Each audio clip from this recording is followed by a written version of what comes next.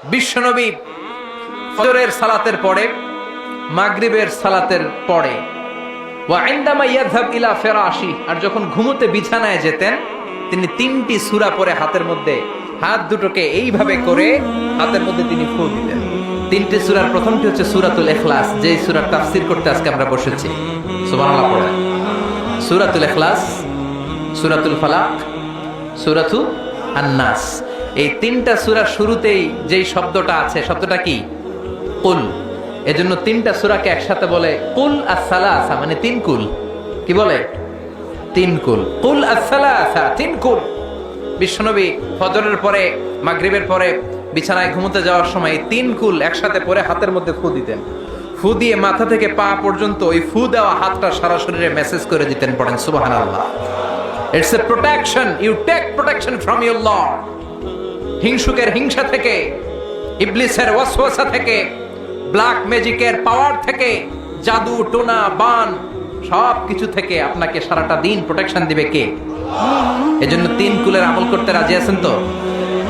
মা আয়েশা এই হাদিসের বর্ণনাকারী, আমি নিজে দেখেছি, মা আয়েশা বলেন আমি নিজে দেখেছি সকালবেলা সন্ধ্যাবেলা ঘুমোতে যখন বিশ্বনবী যেতেন তিনটা সূরা পড়ে হাতের মধ্যে ফু দিয়ে সারা দেহের মধ্যে মাসে করতেন। আবার আমি যখন অসুস্থ হয়ে যেতাম বিশ্বনবীরে যেয়ে বলতাম, ও নবী আমার শরীরটা ভালো না, শরীরটা বড্ড খারাপ। বিশ্বনবী তখন আমাকেও এই আমলটা করতে বলতেন। চিৎকার করে বলেন সুবহানাল্লাহ। বিশ্বনবী নামাজ পড়ছেন, সিজদায় পড়ে আছেন, হঠাৎ করে লাদাগাতহু আকরাব, একটা বিচ্ছু পোকা এসে বিশ্বনবীর হাতের মধ্যে কামড় দিয়েছে। চকরিয়ায় তো বিচ্ছু নাই না? বিচ্ছুরে আপনারা কি কন? হ্যাঁ, বিচ্ছু হতে বিচ্ছু, আচ্ছা বিচ্ছু। এই বিচ্ছু পোকা কামড় দিয়েছে বিশ্বনবীর হাতে, প্রচন্ড ব্যথা পাচ্ছেন বিশ্বনবী। ব্যথার চোটে নামাজ শেষ করে বললেন, লানাতুল্লাহি আলাল আকরাব, আল্লাহর লানত এই বিচ্ছুর উপর। মুসল্লিও চিনে না, নবীও চিনে না। কোনটা সাধারণ মুসল্লি, কোনটা বিশ্বনবী, ওইটাই চিনে না। কি করবে? বিশ্বনবী বললেন, লবণের পানি আনো।